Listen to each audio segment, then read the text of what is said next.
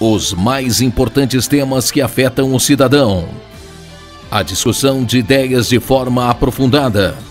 O debate sério que ajuda você a entender os problemas que acontecem no Brasil e no mundo. Há mais de 10 anos no ar, levando a informação até você. Ideias em Debate. Olá, no ar, programas Ideias em Debate. Hoje a gente vai fazer um programa diferente, o tema é dos mais preocupantes para a sociedade como um todo, né? Hoje a gente vai falar sobre a adoção de crianças e temos dois entrevistados. Nossa primeira entrevistada é a Cláudia Vidigal. Cláudia é psicóloga e diretora do Instituto Fazendo História. Esse instituto é uma ONG, né? e trata com crianças e adolescentes. Nós vamos entrevistar também o Dr. Eduardo Dias de Souza Ferreira. Ele é promotor de Justiça da Infância e Juventude. Ele vai falar também aqui das questões que envolvem a adoção de criança, né? Preconceitos, dificuldades. E a Cláudia vai desabordar a questão que hoje preocupa muito, né? A retirada do Estatuto da Criança e Adolescente da obrigatoriedade de fazer uma triagem para adoção. Cláudia é presidente do diretora do Instituto Fazendo História, né? Cláudia, eu queria que você me dissesse aqui, né, qual a preocupação do Instituto num projeto que está em discussão no Senado, que retira do ECA essa obrigatoriedade de fazer uma triagem para a adoção de crianças. Olha, a nossa preocupação, e aí não só do Instituto Fazendo História, mas do Movimento de Proteção Integral da Criança e do Adolescente, que reúne diversas organizações, psicólogos e assistentes sociais do Tribunal de Justiça e tudo mais, é a retirada do Instituto da Adoção de dentro do ECA para constituir um estatuto próprio. Então é como se a adoção deixasse de ser uma medida a serviço da criança e do adolescente, que está dentro da doutrina de proteção integral proposta pelo Estatuto da Criança e do Adolescente e vai para um estatuto próprio que, no nosso entender, ele está mais voltado e favorecendo os interesses dos adultos, muito mais do que os interesses centrais da criança e do adolescente. No ECA, a adoção ela entra como uma medida sim, e a gente é super a favor da adoção, mas dentro de toda uma doutrina de proteção integral que tem outras medidas anteriores que podem ajudar a criança, inclusive, a permanecer na sua família de origem, que é o que a família quer e o que a criança quer muitas vezes. Como é que você pode já prever que essa nova legislação vai beneficiar mais o adulto do que a criança? Vocês tiveram acesso à legislação e esse acesso, vocês perceberam isso? Sim, o Estatuto da Adoção ele é uma proposta legislativa com 178 artigos. Ele é muito grande e ele propõe a retirada de muitos artigos de dentro do Estatuto da Criança e do Adolescente. Veja, em 1990, quando a gente constitui o Estatuto da Criança e do Adolescente, a gente tem a oportunidade de reunir numa só legislação todos os direitos da criança e do adolescente, a doutrina de proteção integral. E o mais interessante do ECA é que ele é uma legislação com uma linguagem fácil. Qualquer pessoa que lê compreende o que a gente está querendo dizer. Quando a gente começa a recortar o estatuto e criar novas leis e colocar em vários outros lugares, a gente perde essa possibilidade de enxergar a criança com todas as suas necessidades, todas as suas possibilidades e todos os seus direitos. Então essa é uma primeira grande preocupação, é esse recorte. É a retirada da adoção como um direito fundamental da criança para uma outra legislação, que aí sim vai trazer uma diminuição de prazos, de instituição do poder familiar. É uma tentativa de acelerar processos que, na verdade, exigem uma equipe técnica, uma leitura humana, técnica, aprofundada para que esses processos de adoção deem certo. Então, assim, a gente entende que a maneira como ele está legislada, como a adoção está legislada hoje, está muito boa. Porque a gente precisa de mais equipe, de mais políticas para que o Estatuto seja implementado e não de novas leis. Se você acha que está muito boa, qual a alegação para existir um projeto diferente daquilo que está funcionando bem? Eu não disse que está funcionando bem, eu disse que a legislação está funcionando bem. O que não está funcionando bem é a política como um todo. A gente precisa fortalecer o SUAS, o Sistema Único de Assistência Social, que vem se enfraquecendo. A gente precisa fortalecer as políticas preventivas, que fariam com que crianças não precisassem ser separadas de seus pais. Veja, a gente não pode constituir uma política em que as famílias que estão mais fragilizadas, que têm mais dificuldades, inclusive financeiras, sejam penalizadas como seu último direito que elas teriam de cuidar dos seus filhos também é retirado esse direito. Então, assim, o que a gente vem percebendo é que esse é um movimento de ainda maior fragilização das famílias mais pobres e que precisam de mais apoio do Estado em prol da adoção. É claro, a gente entende, tem famílias que querem adotar e desejam, e a gente vê aí um número muito grande de pretendentes à adoção. Mas a verdade é que o superior interesse da criança deve estar à frente. Mas aí eu ainda volto naquela questão. Por que, então, uma nova legislação que quer tratar da adoção de crianças? Bom, eu vou ser ousada na minha resposta, para favorecer os interesses das famílias que querem crianças para adotar, que entendem que o caminho mais simples e a salvação da pátria seria simplesmente tirar as crianças dos mais pobres, mais fragilizados e colocar, então, em famílias que já estão organizadas e que querem tanto ter um filho, receber um filho em adoção. Mas veja, essa solução, ela é um pouco perversa, né? Se a gente vai pensando, então, inclusive no Estatuto da Adoção, tem ali, né, a adoção intuito persona, que é aquela que eu posso escolher para quem eu entrego o meu filho em adoção. Isso vai gerar tráfico de crianças, venda de crianças e o retorno ali ao período antes do Estatuto da Criança e do Adolescente. O projeto hoje em discussão no Senado diz que a mãe ou o pai, a família, pode escolher quem ela quer dar a criança? Isso, tem dentre os 180 artigos, um deles é esse sim. Ele permite a adoção intuito persona. Isso vai estraçalhar a rede, né, que está toda organizada dentro do Cadastro Nacional de Adoção, que tem uma organização de como é que a adoção vai acontecendo. E assim, às vezes parece que é burocrático, e de fato ele é demorado muitas vezes por falta de equipes. Por falta de equipes no sistema de justiça, no judiciário, isso sim. Quem apresentou esse projeto no Senado?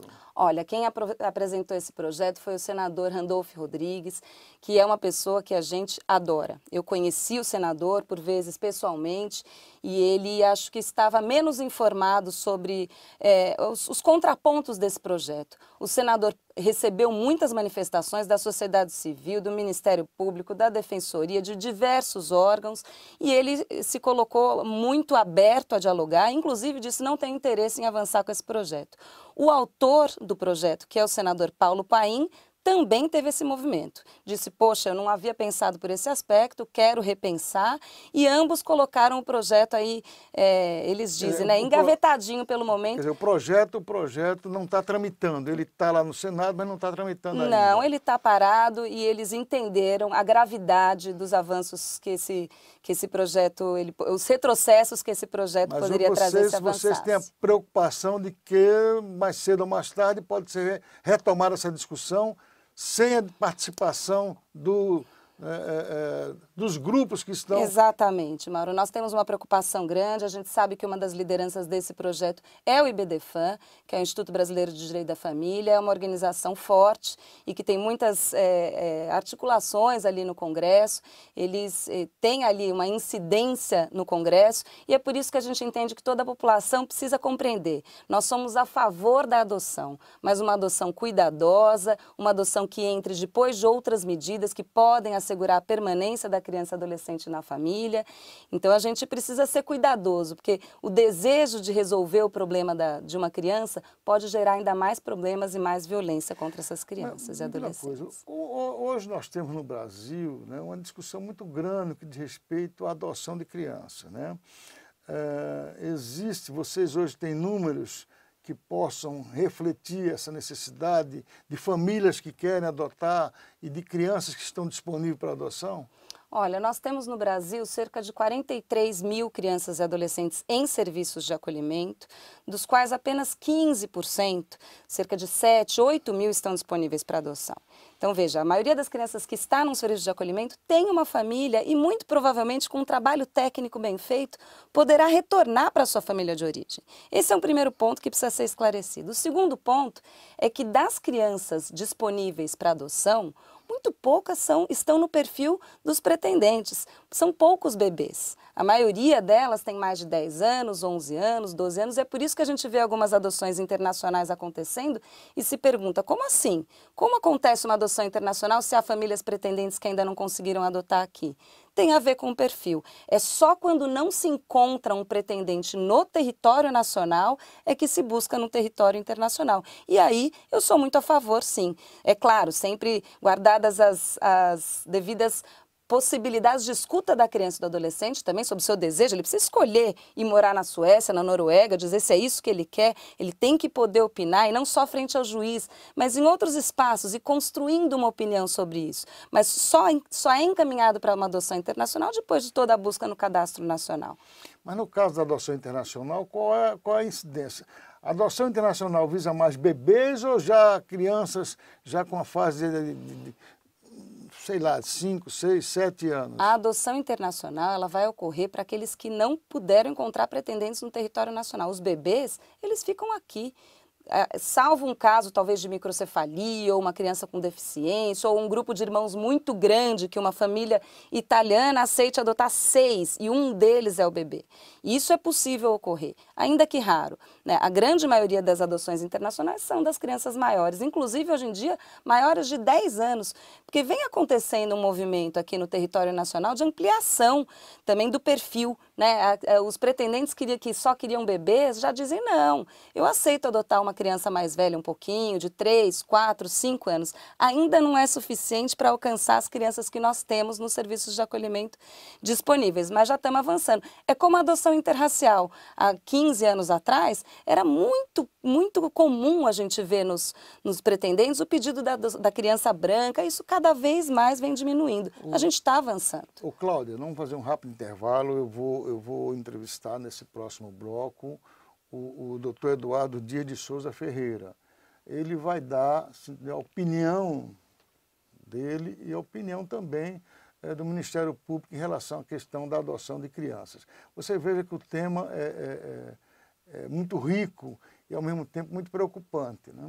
São crianças e pré-adolescentes, bebezinhos, crianças pré-adolescentes, o futuro dessas crianças está sendo em discussão, né? Existe aí o Estatuto da Criança e do Adolescente, que, na opinião da Cláudia, né, ele cumpre o seu papel, mas precisa ser mais aprimorado no que diz respeito à participação de outros órgãos nesse sentido. Cláudia, muito obrigado pela sua participação e a gente vai fazer um rápido intervalo e voltamos já. Sindicato dos Comerciários de São Paulo. Suas atuações, lutas, conquistas e benefícios para todos os trabalhadores. Você, trabalhador e trabalhadora comerciária, conheça tudo o que o seu sindicato faz e tem para você e sua família. O sindicato te representa nas negociações coletivas, buscando sempre melhorias e manutenções de cláusulas sociais, negociando com 16 sindicatos patronais, onde representamos todos os trabalhadores de shoppings, supermercados, concessionárias e todos que trabalham no comércio da cidade de São Paulo. E também ainda conseguiu a manutenção do Dia do Comerciário em 30 de outubro, onde todos da categoria recebem 2 dias a mais em seu salário.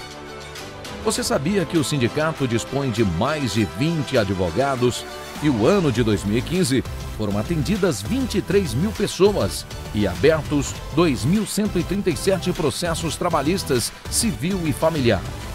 O sindicato tem convênio com mais de 100 instituições de ensino em cursos e faculdades com descontos de até 50%.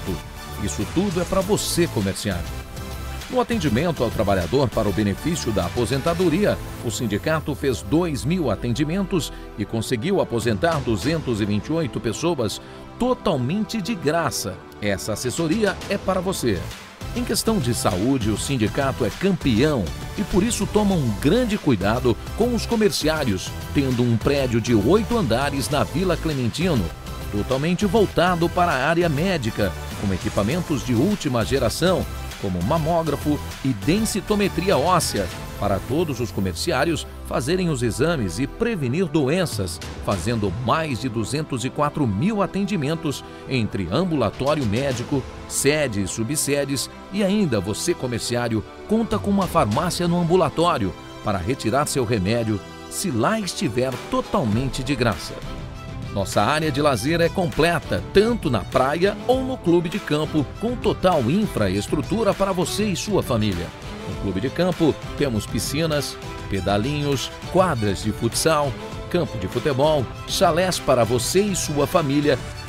Na colônia temos também uma linda piscina, temos quadra de bocha, playground para as crianças e muito mais.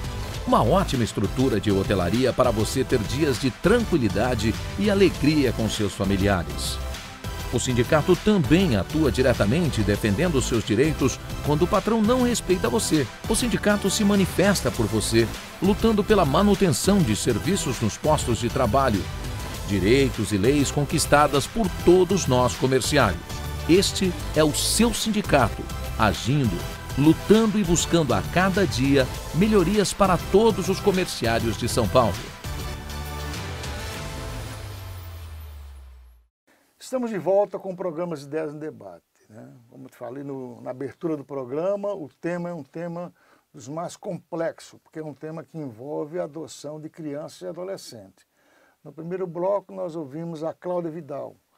A Cláudia é psicóloga e é diretora do Instituto Fazendo História. Nós estamos aqui agora vamos conversar com o doutor Eduardo Dias de Souza Ferreira. Ele é promotor de Justiça da Infância e da Juventude. Está ligado diretamente à questão, né, da criança, da adoção das crianças. Muito obrigado, doutor Eduardo, pela sua participação nesse programa. É muito importante falar sobre adoções de crianças no Brasil. A minha primeira pergunta ao senhor é o seguinte, Eduardo. Existe muita reclamação das famílias que estão querendo adotar crianças no Brasil, que dizem que o processo para adoção ele é muito burocrático e às vezes esperam-se anos e anos e não se consegue adotar uma criança. Tem fundamento essas reclamações, doutor? Olha, primeiro parabenizar vocês aí pela iniciativa do programa, né, de levar esse debate a tantas pessoas e dando sequência ao que a colega a doutora Cláudia falou, Vidigal, em parte procede. Procede porque o custo, os processos, eles são hoje mais detalhados, demandam uma mão de obra especializada e bem preparada, que são especialmente as assistentes sociais e psicólogas trabalhando nos fóruns, a equipe de retaguarda, os cartórios judiciais, hoje até com os processos digitais isso já melhorou um pouco, juízes em número e promotores também em número, quantidade formados para isso. E os recursos que são alocados para esse fim, infelizmente, ainda não são muito distantes de uma época já que se vai há quase mais de 25 anos, 28 anos. Esse mês o Estatuto completa 28 anos da criança e do adolescente. Foi uma legislação muito avançada, que deu um outro sonho de sociedade para a criança e para o adolescente de convivência familiar. Só que, infelizmente, não foi carreada com recursos de infraestrutura. Então, às vezes, o processo ele é mais lento, ele fica demorado. Recentemente, houve uma alteração do Conselho Nacional de Justiça na questão do cadastro nacional. Eu espero que daqui a alguns meses isso já dê efeito nas adoções. E esse efeito na adoção não pode ser atribuído às modificações na legislação recente, e sim a esse esforço de anos que vem se constituindo no aprimoramento desse cadastro. Então, às vezes, a adoção, essa demora, ela ocorre nesse patamar, porque não tem um investimento efetivo na estrutura de justiça para esse fim. O Conselho Nacional do MP tem uma recomendação número 33, que determina como deveria ser a estrutura da promotoria de infância. Assim como o CNJ, o Conselho Nacional de Justiça, tem uma recomendação, e não é uma resolução, que é uma determinação e não uma mera recomendação. Acho que é de número 14, que também determina isso. Infelizmente, isso nem sempre é observado nos estados. E isso traz um prejuízo muito grande e gera no inconsciente das pessoas que a gente precisa de normativas para se mudar mais uma vez. O que a gente vê é que existe também um trabalho que vem sendo feito e já melhorou, que é das adoções, como a Cláudia falou, interraciais, interétnicas. Ainda é muito baixo o número de adoção de crianças com deficiência no Brasil. E o que precisa ver no dia a dia ainda é efetivamente a questão do preconceito, porque embora as pessoas tenham sido cadastradas, o que se percebe aqui ou acolá são alguns comentários, algumas coisas que demandam dos advogados uma atenção muito efetiva para saber se o casal homoafetivo não está sendo preterido nas suas pretensões de adotar. Então, num dos casos que a gente, há 3 anos atrás, conversando com uma conselheira do Conselho Estadual de LGBT, que estava há tempos esperando, a gente falou, olha, pegue o seu cadastro, você foi habilitada na sua comarca, protocole isso em várias comarcas. Dali um mês, essa pessoa tinha adotado o seu filho. Agora, doutor, existe muita reclamação no que diz respeito ao seguinte, as adoções internacionais são mais rápidas do que as adoções no Brasil. Elas não são mais rápidas, elas são até muito mais demoradas, porque primeiro a pessoa precisa se cadastrar no seu país de origem. Em geral, quando um casal vem aqui para adotar uma criança, ele já está nessa lida, nessa vontade, nesse procedimento, em média 2 anos, 2 anos e meio, que começou no seu país de origem. E aqui, por força do artigo 31 da lei, a adoção internacional ela só pode acontecer quando não há o casal nacional. E nisso a legislação brasileira avançou muito, desde 2009. Como ela avançou? Porque ela estabeleceu uma estrutura e esse cadastro nacional, porque antigamente o que acontecia? A gente poderia dizer que o casal nacional da comarca, da área do fórum onde morava a pessoa, é que tinha preferência em relação ao estrangeiro. Porque muitas vezes não se consultava o cadastro de outro estado, às vezes nem mesmo da comarca vizinha. Se pesquisava ali, ninguém foi localizado e já se ia para a adoção internacional. Isso não é mais assim. É todo um cadastro centralizado, coordenado pelo Ministério da Justiça, pelo CNJ, e aí depois esse cadastro é distribuído nos estados, e aí os casais se habilitam aqui também e vão concorrer. E o que acontece muitas vezes é que o estrangeiro, quando ele vem adotar, ele não coloca tantas ressalvas de adoção como muitas vezes nós temos aqui. Então, essa questão étnico-racial, por exemplo, ela tem mudado paulatinamente, especialmente nos últimos 5 anos. Mas é muito complicado quando sai a notícia, de vez em quando sai uma notícia dessa, de criança que foi hostilizada nesse ou naquele restaurante, ou na rua, ou nesse ou naquele estabelecimento comercial. Às vezes por má formação da empresa que contrata, que leva esse empregado a não ter essa formação, essa visão inclusiva, às vezes por um sistema de segurança que olha na criança negra, às vezes já ali uma pessoa suspeita, e quando vai se ver justamente é isso, muitas vezes é um casal que adotou uma criança, e uma criança de cor parda, negra, e acaba sendo hostilizada. Quando isso acontece, há um retrocesso muito grande, que as pessoas começam a ficar com receio de enfrentar. E, na verdade, nessa questão de fundo é o preconceito racial que precisa ser vencido. Agora doutor Eduardo, né, a doutora Cláudia aqui falou sobre a questão da preocupação com um projeto que está em curso no Senado. Sim. Né? Como é que o Ministério Público vê esse projeto? Sim. Em que olhos o Ministério Público está vendo esse projeto? Sim. Tanto o Ministério Público quanto a Defensoria aqui em São Paulo, o Centro de Apoio Operacional das Promotorias, fez uma nota contrária a esse projeto, apontando vários pontos dele. Hoje, na verdade, esse projeto ele perdeu um pouco a força, porque conseguiram derrubar os vetos que o presidente da República colocou num projeto que foi aprovado em dezembro do ano passado, 2017. Com a derrubada desse veto, muitas coisas que eram pontuais e importantes para um movimento que desejava esse projeto, foi aprovado. Né? Então, esse projeto, por esse próprio movimento, hoje ele fica no stand-by e colocando aí esses temas. O que ele é muito ruim porque ele quer colocar prazos que não é o problema da destituição. Nós temos, como a Cláudia falou, e muito bem, o número de crianças aptas a serem adotadas é infinitamente menor do que os casais querendo adotar. Então, a rigor, não era para nós termos nenhum estoque de criança para adoção nacional. Nenhum.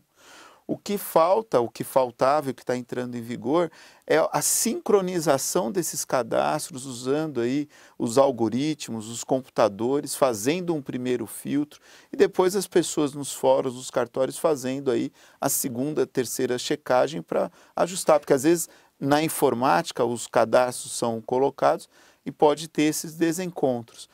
Então, é esse investimento em material humano e tecnológico que nos leva a isso. E leva, às vezes, a morosidade na aferição da situação de determinadas famílias. Esse investimento viria de onde? Do Ministério Público? Viria da Secretaria de Esse Justiça? investimento, do Governo Federal? sim, ele viria de vários órgãos. Por exemplo, se há deficiências, falta de estrutura nas promotorias, é o Ministério Público que tem de investir para que os promotores tenham condição de trabalhar a tempo e hora e dar agilidade nos processos.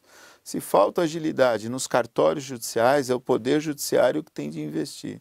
Se falta, e em parte também na rede, nos CRAS e nos CRES, são os Centros de Referência à Assistência Social Básica e o especializado, e nos acolhimentos, nas equipes de acolhimento, aí é o poder público que tem de investir por meio do sistema SUAS. O investimento é feito Estado, União e município para dar essa infraestrutura. Eu vou dar um exemplo para o senhor da nossa realidade em São Paulo. São Paulo conta hoje com aproximadamente 190 abrigos, 190 SAICAs. Os antigos, mais antigos ainda, orfanatos. Desses, aproximadamente 140 são conveniados com o município, com a prefeitura. Isso é mais do que toda a região centro-oeste do Brasil, só na capital. E nós temos uma deficiência muito grande na assistência básica, na contratação de assistentes sociais. E nós ainda padecemos, na cidade de São Paulo, de falta de abrigos, por exemplo, na região de Santo Amaro, na região de São Miguel, Santana, as duas que mais falam, Santo Amaro, Santana. O que faz isso? Faz com que uma criança tenha de sair de Santana, ou de Santo Amaro, do Grajaú, ou de Parelheiros, da estrada do Boimirim, e ser alocada num abrigo em Itaquera, no Ipiranga, aqui no Bom Retiro. Então isso dificulta muito o trabalho das entidades de acolhimento para restabelecer o vínculo com a família e trabalhar com a família, e aí esse processo acaba se demorando. Então toda essa rede ela tem de ser ajustada também. Então são investimentos que faltam do Estado mesmo brasileiro como um todo. Quer dizer, apesar de São Paulo hoje, né, pelas suas informações, ser o estado onde tem mais abrigo... Só a cidade de São Paulo. Tem mais abrigo do que na região sudeste do país. Na região centro-oeste. Só a cidade de São Paulo. Mesmo assim, ainda temos problemas, já temos deficiência. Nós distribuímos 11 ações civis pedindo reordenamento. O que é o reordenamento? A criança do Fórum Regional de Itaquera fica no Fórum Regional de Itaquera. A de Santo Amaro fica em Santo Amaro. Quem é que precisa investir? Município ou Estado para resolver esse problema? Nesse aspecto, primeiro, a obrigação originária é do município. Se o município não tiver pernas para isso, nesse sistema único de assistência social, ele pede socorro para o Estado e até mesmo para a União. Então, é por isso que eu digo, é o Estado brasileiro e não é uma questão dessa gestão, dessa prefeitura. Esse reordenamento se arrasta há anos. As primeiras decisões determinando isso da Corregedoria de Justiça de São Paulo são de 2002. E aí a gente só em 2015 é que ajuizamos essa ação, porque a gente viu que não ia para lugar nenhum. Doutor Eduardo, nosso programa está chegando ao final, mas aproveitando aqui as suas palavras, eu quero deixar aqui um recado para o prefeito Bruno Cobras. Prefeito, dê uma atenção maior para essa questão aí das entidades que precisam de recurso para tratar melhor as crianças e os adolescentes que estão precisando de abrigos em São Paulo. Se o senhor der o primeiro passo, com certeza vai cobrar do Estado também a sua participação. As crianças que estão em situação aí de necessidade de abrigos, precisam muito que o município faça também por elas. Muito obrigado. Obrigado ao senhor pelo programa. Muito obrigado. Agradeço a você pela audiência e até o próximo programa.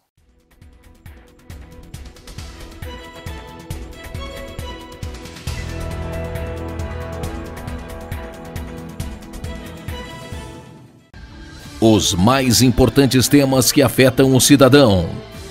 A discussão de ideias de forma aprofundada. O debate sério que ajuda você a entender os problemas que acontecem no Brasil e no mundo. Há mais de 10 anos no ar, levando a informação até você. Ideias em Debate.